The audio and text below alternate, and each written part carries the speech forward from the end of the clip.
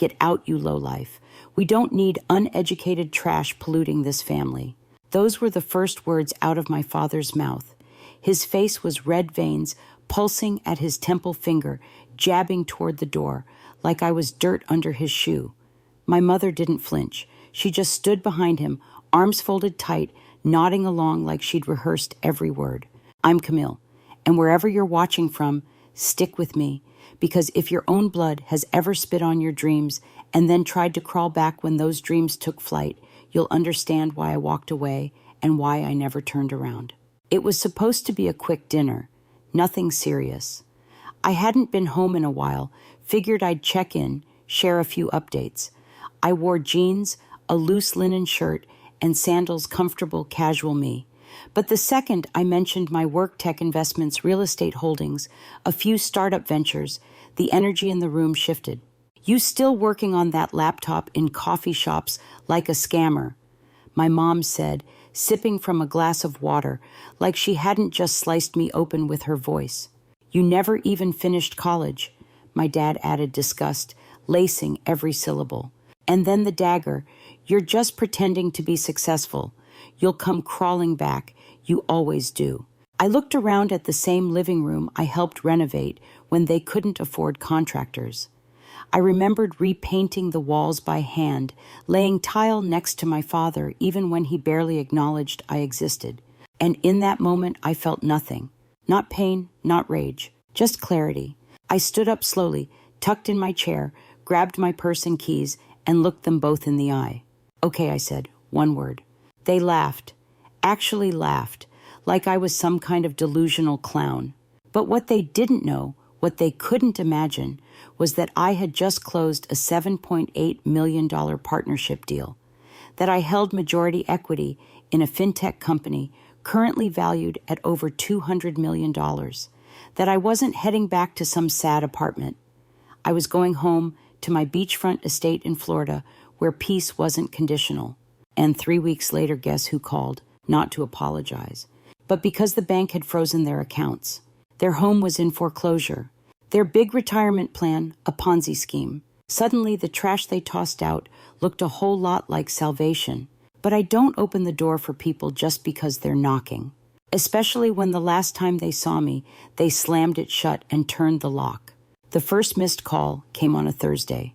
Blocked number, straight to voicemail. By Sunday, I had 16 missed calls, all from my mother, the same woman who once told me I was a mistake that never learned her place. Her voicemails started with, Camille, sweetie, we need to talk, and ended with, please, it's urgent. I didn't answer. I was busy watching the sun rise from my balcony, sipping fresh roasted coffee made by my personal chef. Too busy reviewing the third acquisition offer for my newest platform, one backed by a major VC firm out of San Francisco. Funny how quiet life gets when you silence the people who only clapped when you were small. And then they crossed the line. They showed up, unannounced. I had just wrapped up hot yoga when security at my building called. Ma'am, there's an older couple downstairs claiming to be your parents. Should we let them up? I smiled. Please let them know I'm not available, and remind them this building doesn't allow unapproved guests. 10 minutes later, I pulled up the security cam footage on my phone. There they were, my father pacing in agitation, my mother wiping away tears she hadn't earned, looking around like strangers in a world they never believed I could build. They didn't recognize the view because they'd never imagined I'd have one like it. They never believed in me, not when I dropped out of college, not when I said I was learning to code, not when I launched my first product. They held a family meeting without me, decided I was wasting my life, told everyone I was working for some shady site and barely scraping by. What I was actually doing, designing a financial algorithm that's now the backbone of one of the fastest growing credit unions in the Southeast. My team calls me the quiet billionaire in sneakers. I just call it freedom. Freedom from expectations, freedom from shame, freedom from begging people who couldn't see my worth to finally respect it. That night, my dad sent me a text. We're struggling. We need your help. Just a small loan. Please. I stared at the screen, read the words twice, then typed back. I thought I was trash. Delivered. Read. No reply. Because when someone tosses you out like garbage, they don't get to knock on your mansion door and ask to borrow gold. The silence after that text, it lasted 3 full days. No calls, no voicemails, no desperate follow-ups. Just silence, the kind that creeps in when people are finally forced to look in the mirror and realize they burned the very bridge they now need to cross. But I wasn't sitting around waiting for an apology. I was busy signing a joint funding deal with 2 Silicon Valley partners and a Dubai private equity firm. Busy finalizing blueprints for my second luxury property in Miami. Busy living the exact life they swore I'd never achieve. Then on the 4th day, my sister called. We hadn't talked in over a year. Not since Thanksgiving, when she smirked across the dinner table, glass of wine in hand, paid for by me, and mocked my internet money. "Camille," she said, voice lower, softer, "they're not okay. Dad's had 2 panic attacks. Mom hasn't been eating. They realized they went too far." I let her talk. Then I asked one simple question. "Do you remember what they said to me, what they called me?" She paused. "Yes, then tell me this," I said, keeping my voice even. "If they hadn't fallen, would they have ever reached out?" She didn't answer, because we both knew. They didn't miss me. They missed the version of me who never said no. The version who paid their bills without a word. The one who showed up with flowers even after being called worthless. But that Camille, she's gone. And in her place stands a woman who wears peace like a crown and doesn't explain success to people who can't spell respect. Later that night, I sat at my desk and drafted an email, professional, clear, final, no frills, no tears. Subject line, request for help. Body mom, dad. "I'm sorry for your situation truly, but this is the life you told me I didn't deserve. The life you ridiculed me for building. I will not fund comfort for people who chose cruelty when kindness would have cost them nothing. I wish you healing, but from a distance. Camille." I didn't cry. I didn't flinch. I just hit send. Because closure doesn't always come with a hug and a tearful reunion. Sometimes it comes with boundaries, with the decision to stop looking back, even when the door's wide open. By the next weekend, everything shifted. The story wasn't about the family feud anymore. It was about the empire. A leading business magazine dropped a full feature on me, from college dropout to fintech queen, how Camille R. quietly built a $45 million fortune. There I was, barefoot on my balcony wind, playing with my hair coffee mug in hand, self-funded, printed in bold black letters. The article exploded. Within hours, my inbox was full. Old classmates I hadn't spoken to in years. Former bosses who once said, "You're not executive material." Even 2 exes, both suddenly proud of me trying to grab coffee. And yes, my parents saw it. I know because my sister screenshotted the group chat they had with extended family. My mom had typed, "She's embarrassing us." Publicly, "This is unnecessary." And my dad, "She's doing it for attention." Always was a performer. There it was. Even after everything, even after watching the world celebrate the daughter they called garbage, they still couldn't say the one thing I never needed but once longed to hear. "We're proud of you." But I didn't need that anymore. Because the truth is the world didn't validate me. I validated me. That Sunday night, I hosted a celebration at the house. Just 10 people, friends who stayed when others left, investors who believed when even I had doubts, my team, my tribe. We raised glasses to building real things, to surviving rooms that tried to shrink us, to outgrowing the version of success they tried to force feed us. Someone leaned over during the toast. "Camille," they asked gently, "would you ever forgive them?" I paused. Not because I didn't know the answer, but because it deserved to be said carefully. "I already have," I replied, "but forgiveness doesn't mean access." Everyone nodded, because they knew. They knew what it felt like to grow beyond the box your family tried to stuff you in. They knew that loving yourself often means protecting your peace, even from people who share your blood. And then came the next wave. A text from a blocked number, no name. Just this, "We saw the article. Can we come see you?" I didn't reply, because they didn't want to see me. They wanted to be near what I'd built, to feel relevant in a narrative they did nothing to support. I had no space in my life for people who mocked the foundation, then demanded a tour of the mansion. Monday morning, my lawyer called. "Camille," he said, his tone somewhere between amused and cautious. "Your parents' financial advisor reached out. Apparently, they're 6 months behind on property taxes.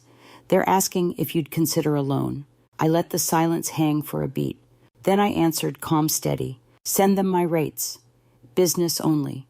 He chuckled, thought I was joking. I wasn't. He got quiet. "Understood," he said. Because this wasn't about revenge.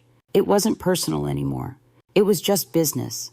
They had made it transactional first, years ago, when love came with conditions, when support was reserved for the golden child, and I was the cautionary tale. I wasn't cold. I was clear. The same kind of clear my dad was when he told me I was trash, when he pointed to the door, when he said I was a failure with nothing to offer. Now the door was locked. The welcome mat was gone, and the entryway was protected by the worth they never had the vision to see. That week they tried a different tactic. My aunt called. "Camille, honey," she began, voice syrupy. They didn't mean it like that. You know how old school they are, but they did mean it. Every word, every name, every eye roll when I said I wasn't going back to college, every smug comment when I told them I was learning to code. I remember once, clear as crystal, overhearing my dad talking to the neighbor. "She's doing some internet thing, probably a glorified receptionist." That receptionist now owned 2 corporations, 12 rental units, 4 trademarks, and trash bins more expensive than their mortgage. I took a breath and told my aunt gently but firmly, "I've forgiven them, but I'm not responsible for them." That was the line, the real boundary. Because people like them, they confuse love with obligation. They confuse family with access, but access is earned. And they never made a down payment. Instead, I made one on a second beach house in Destin, ocean view, fully furnished, paid in full. Because while they clung to pride, I invested in peace. And peace? Peace doesn't call you a lowlife. It doesn't slam doors in your face. Peace welcomes you in only after you remember who you had to become to afford it. By Friday, the desperation got theatrical. A padded envelope arrived, no return address. But I knew the handwriting instantly my mother's. Big curvy letters, overly careful. The letter started like this: "Camille, we made mistakes. We just wanted better for you." And then it spiraled. Guilt, excuses, pleas. "We were scared. We didn't understand your choices. You used to need us. We weren't ready to need you." No ownership, no apology, just soft nostalgia and heavy emotional grenades. At the bottom of the letter, one line stood out in trembling ink. "We'd like to see the beach house."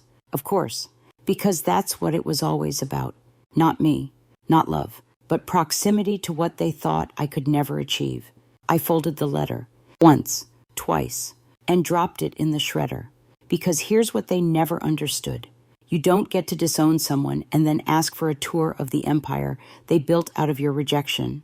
They had a daughter who was brilliant, loyal, and quietly fierce. And they threw her out. Now she was on Forbes 40 under 40. Now they remembered her name. But I wasn't Camille the desperate anymore. I was Camille the decision maker. And my decision was this: no visits, no tours, no second chances. The next morning, I called my assistant. "Schedule the photo shoot at the new property," I said. "Coastal sunset, clean minimalist style. And tell the reporter I'll do the cover interview. Because if they were going to see me now, they'd only see me from a distance. No begging, no crying, just truth, wrapped in designer linen and glass walls." A few days later, the photos hit social. Me standing barefoot on the marble deck of my Destin beach house, wind in my hair, the sea behind me like a painting. Quiet power. Not a smirk, not a glare, just peace and confidence. The kind that doesn't need to yell to be heard. When they scrolled through those images, when they zoomed in on the life they swore I'd never have, I hope they felt it. Not the jealousy, not the shame, but the realization of what they threw away. Not the money, not the house. Me. Because I could have carried them all if only they'd held me with something other than contempt. That Tuesday, the magazine hit newsstands. Front cover, full spread. Headline, she was told she'd never make it. Now she doesn't answer unknown calls. 6 full pages inside. The story wasn't sensational. It wasn't some soap opera twist. It was just the truth. A daughter rejected for chasing an untraditional dream. A self-taught coder, a college dropout, now CEO of a multi-million-dollar portfolio. No degree, no apology, just results. And within 48 hours, I knew it had landed exactly where it needed to. My cousin forwarded a text from my father. I'm sick of people asking about her, like she's some kind of hero. She betrayed us. That one hit different. Because I didn't betray anyone, they betrayed me. I didn't abandon them. I just stopped showing up to be ignored. I didn't cut them off. I respected the boundaries they set when they told me I wasn't welcome. And I didn't seek revenge. I sought freedom. And I found it. By Friday, a new letter arrived. Smaller envelope this time. No drama. No ink smudged with tears. Just a few words. We see now that we were wrong. If there's ever a place for us in your life again, we'd be grateful. Mom and Dad. I sat with it. For hours. Back in the day, that might have broken me. That would have been the moment I rushed to call to fix, to finally be enough. But that girl, she doesn't live here anymore. I don't need to be chosen by people who couldn't even recognize me. So I wrote a response not out of anger, not out of revenge, but for finality, for peace. Dear Mom and Dad, you taught me what it feels like to be unwanted, what it means to be discarded. And in doing so, you also taught me how to build something no one could ever take from me. I forgive you, but forgiveness does not include access. You will not be part of this chapter because you tore out every page that could have included you. I wish you healing. I truly do. Camille. No signature, no warmth, just closure. Clean, earned, absolute. Because some families are assigned, but the real ones, you build them out of respect, out of truth, out of people who cheer when you rise, even if they had to watch you do it without them. It's been 6 months now. 6 months since they called me trash. 6 months since I walked out of that house with a quiet, okay, a purse over my shoulder and a spine they never imagined I had. And in those 6 months, I've launched 2 new companies, invested in 5 women-led startups, funded a scholarship program for girls like me, brilliant, overlooked, uninvited to the table. Most days I wake up to waves, to peace, to space, the kind they tried to shrink me out of. The requests have stopped. No more voicemails. No more envelopes filled with half-hearted regrets. Just silence. And that silence, it doesn't sting anymore. It sings. Because I stopped chasing their version of love the day I realized it was conditional. Conditional on obedience. Conditional on staying small. Conditional on never outgrowing the script they wrote for me. But I outgrew it. I rewrote it. And now I don't need their seats at the table. I built my own hall with wide windows, high ceilings, and space only for those who saw me before the glow-up. People ask me sometimes, do you regret cutting them off? Do you ever feel lonely? And here's what I say. Loneliness is living in a house where your voice doesn't matter. Peace is waking up in a home built with your own hands where every corner whispers, you did this. So no, I don't regret leaving. They thought they were breaking me when they kicked me out. What they didn't know was they were setting me free.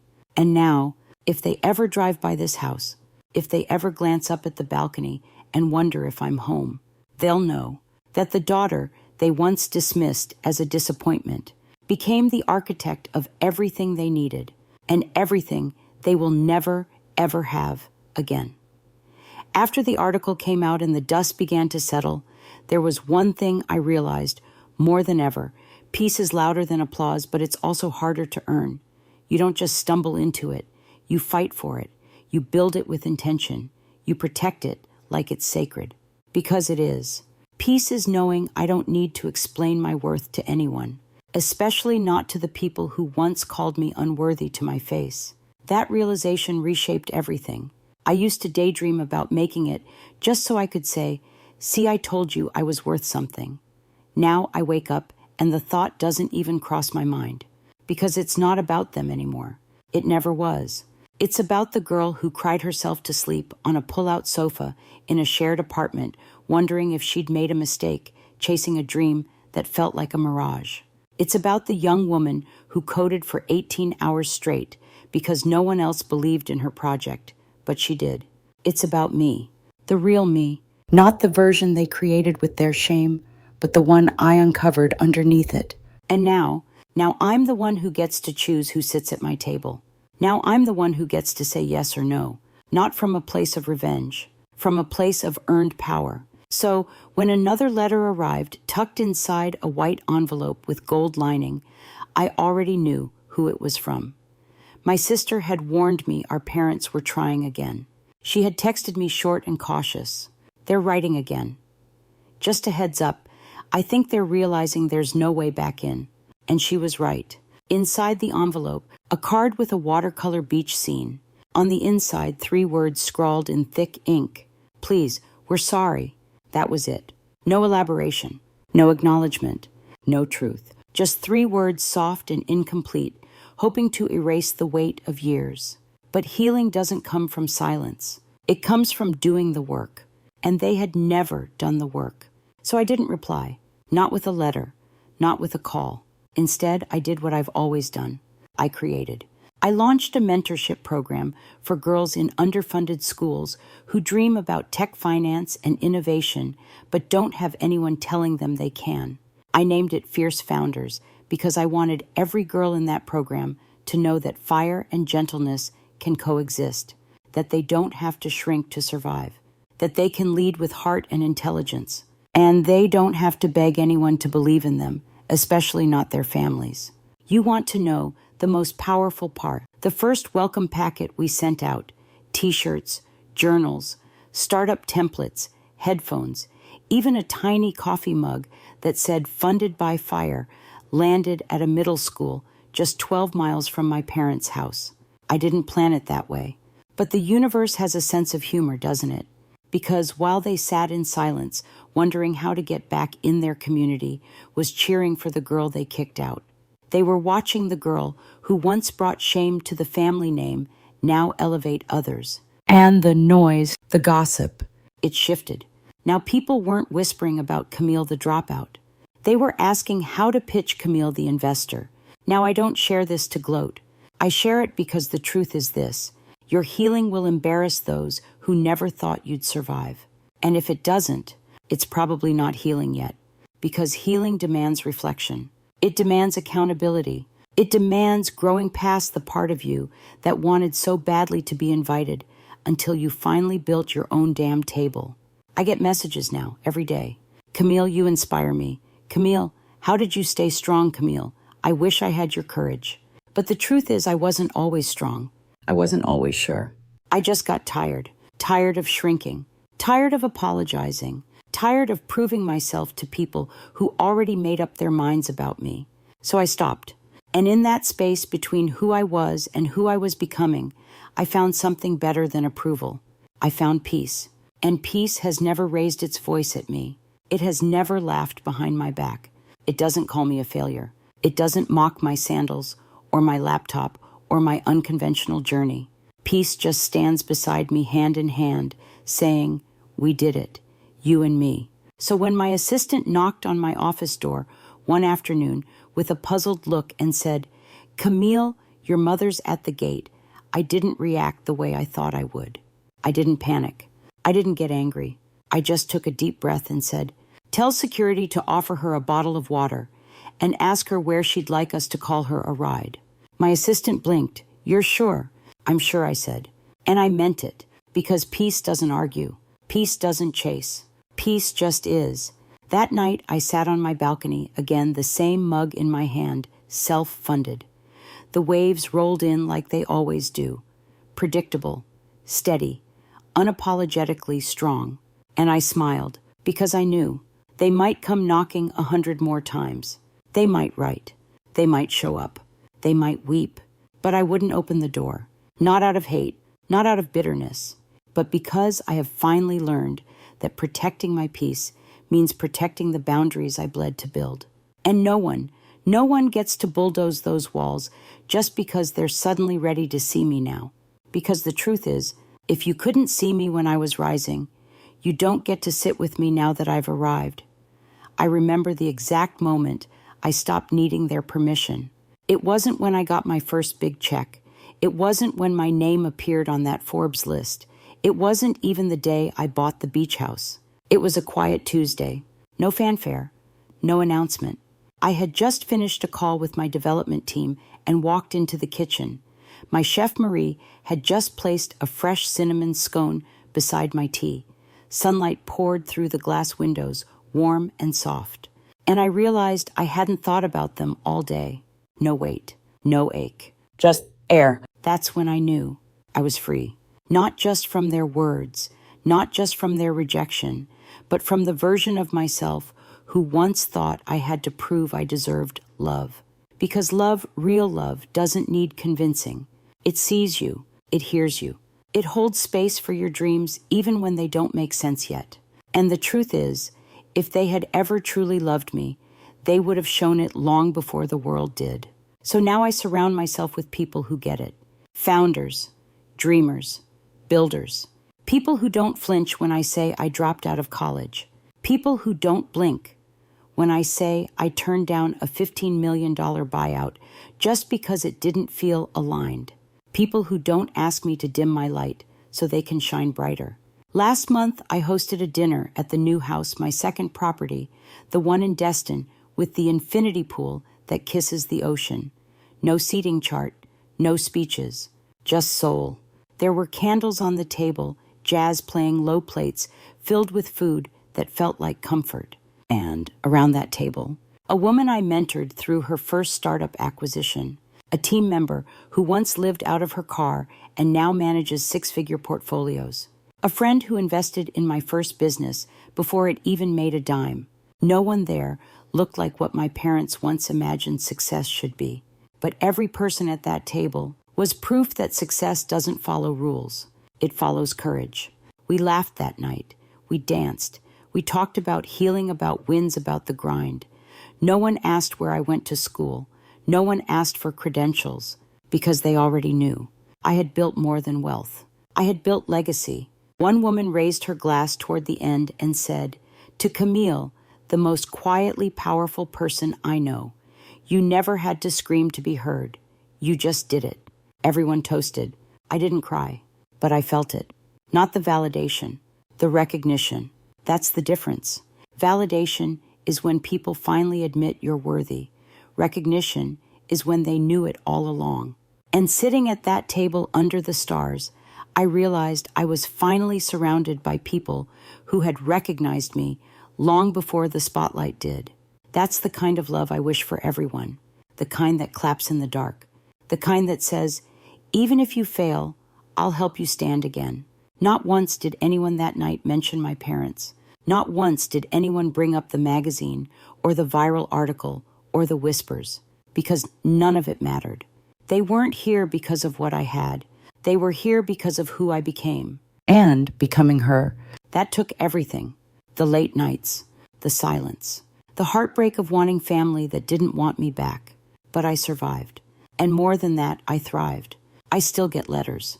Not just from them, though those come too now in smaller envelopes with safer words, but from strangers, from young women trying to break cycles, from daughters who dared to say no, from dreamers building from rock bottom. And every time I read one, I'm reminded, this was never just about me. This was about showing every girl who's been called too loud, too ambitious, too much, that she's not too anything. She's exactly enough. She's the blueprint. She's the reason. She's the revolution. And so I keep going. Because if even one of them sees themselves in my story, sees a reflection of their power, not their pain, then it was all worth it. Every slammed door, every insult, every tear I hid on the bathroom floor. Because that pain, it became bricks. And with those bricks, I built walls.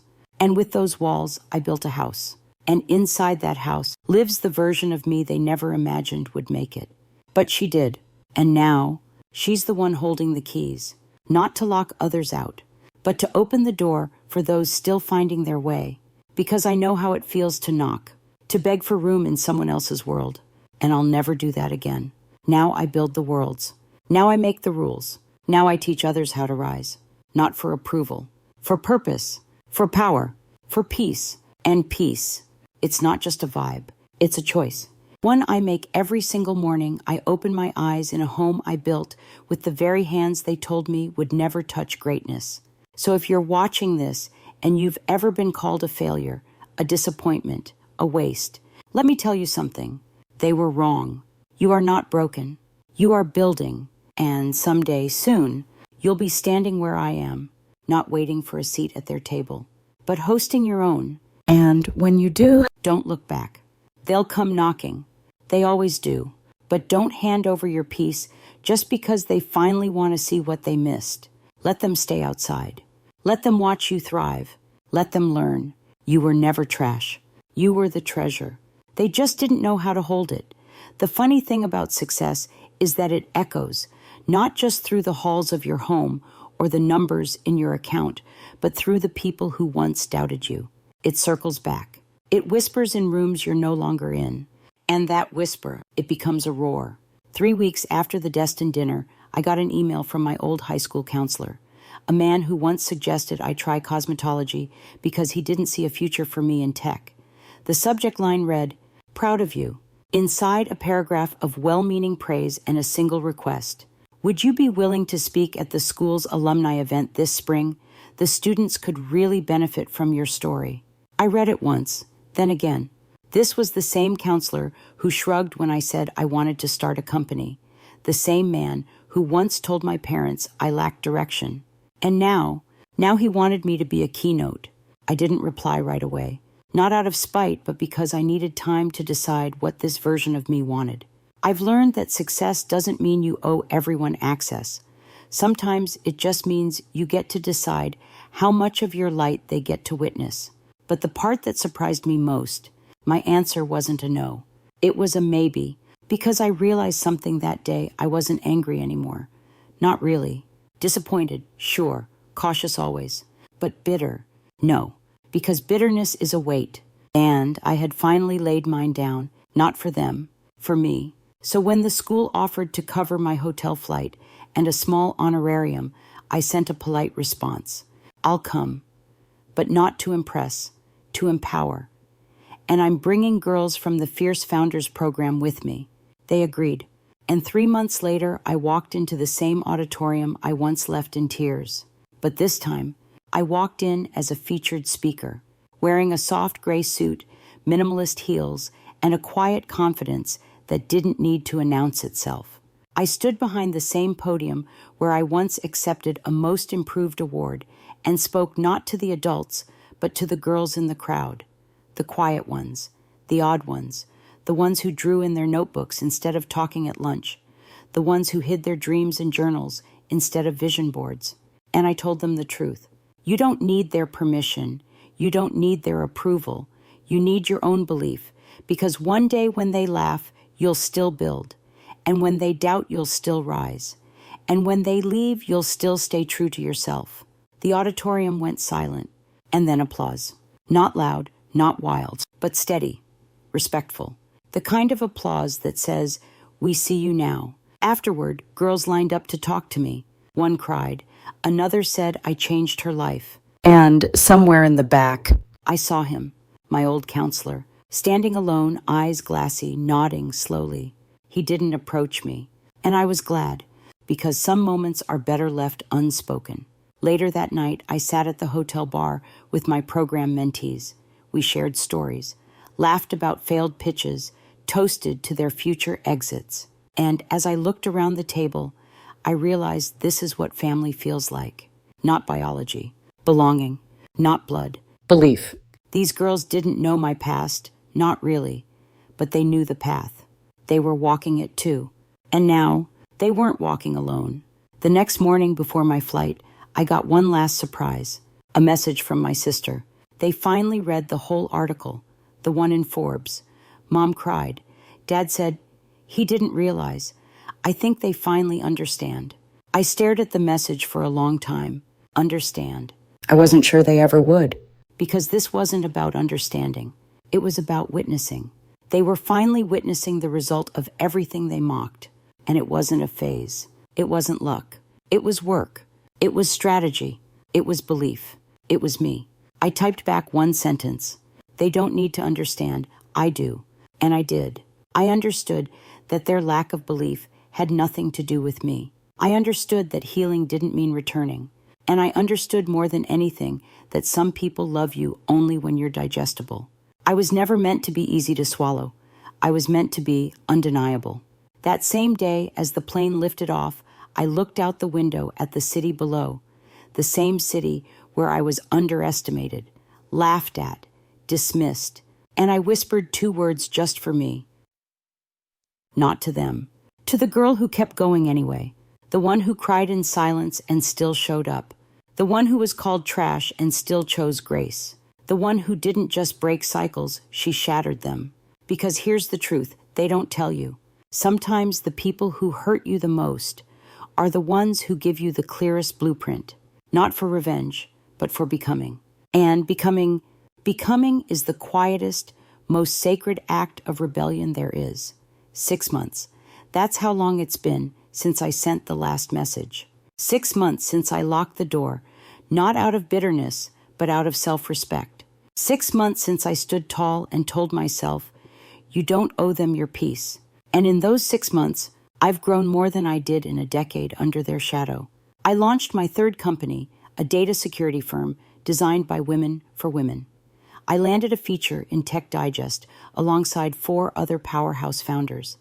I invested in a wellness retreat for Black and brown women in leadership. And I bought a third property, not for me but for the Fierce Founders program, so those girls would have a place to meet, build, dream. A home, something I had to create from scratch. But the best part, I'm not alone in this anymore. Every time a girl in our program closes her first contract, gets her first check, launches her first site, I see her face light up. And I remember mine. The one they laughed at, dismissed, ignored. I see her every time I look in the mirror. Not bitter, not broken, rebuilt. From the ground up, I still keep the old text threads. Not because I need them, but because they remind me where I came from. They remind me of the nights I had nothing but Wi-Fi and willpower, of the nights I worked from a cafe while people walked past and judged, of the moments I doubted myself but chose to bet on myself anyway. I read those old texts sometimes when I'm in a room full of suits and tie clips, pitching ideas with a steady voice and no second guessing. And in my chest, not revenge, pride, because I didn't just survive their rejection. I used it as fuel. And now I'm unshakable. I don't flinch when someone underestimates me. I don't chase respect, I command it.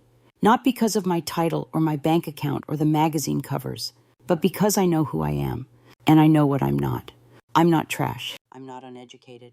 I'm not a disappointment. I'm the proof that you can be the first and still be enough. The proof that you don't need a degree to design a future.